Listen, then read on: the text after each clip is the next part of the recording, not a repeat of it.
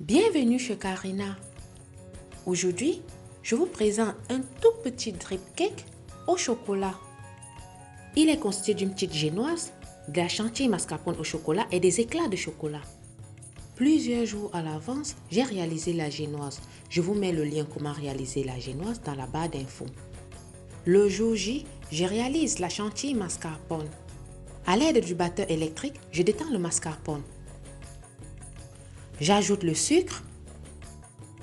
Ne vous inquiétez pas, la liste des ingrédients et les mesures exactes se trouvent dans la barre de description.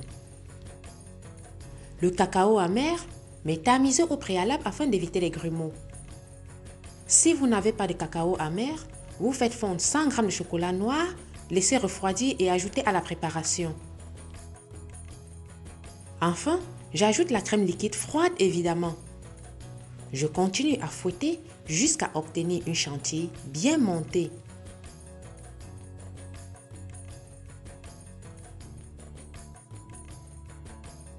Je prélève la moitié de la crème. Je réserve au réfrigérateur pour la couverture. Je passe au montage du gâteau. J'aurai besoin de 4 génoises rondes, du sirop d'imbibage, quelques morceaux de chocolat et la chantilly mascarpone au chocolat. Je place la première génoise sur le plat gâteau, je l'imbibe de sirop, la recouvre de la chantilly mascarpone.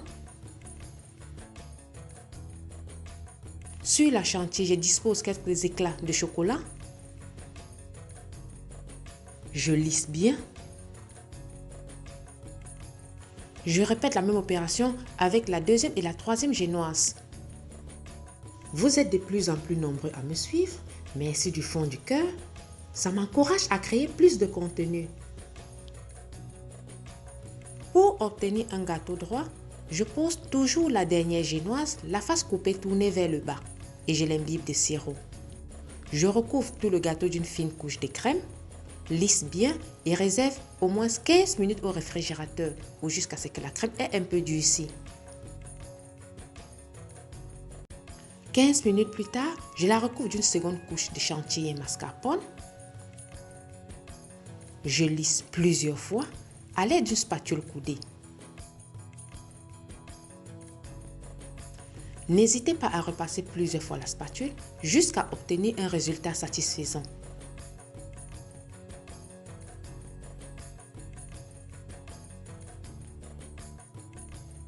Une fois le gâteau bien lissé, je réserve au réfrigérateur le temps pour moi de réaliser le drip.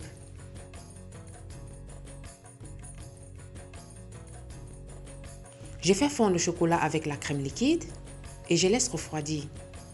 Je sors le gâteau du réfrigérateur, froid évidemment. Je verse le chocolat sur le gâteau et laisse couler sur le côté. Il est impératif que pour réaliser cette étape, le gâteau soit bien froid. Le reste de chocolat, je verse au-dessus, je lisse bien et réserve au réfrigérateur. Pour la décoration finale, laissez cours à votre imagination. J'ai utilisé tous les chocolats qui me restaient dans les fonds de placard. Si vous anticipez à l'avance, c'est une recette rapide et facile à réaliser. Voilà, la recette de mon drip cake au chocolat est maintenant terminée. Si tu aimes la recette, mets des grands pouces bleus pour m'encourager et je te dis à plus pour de nouvelles vidéos.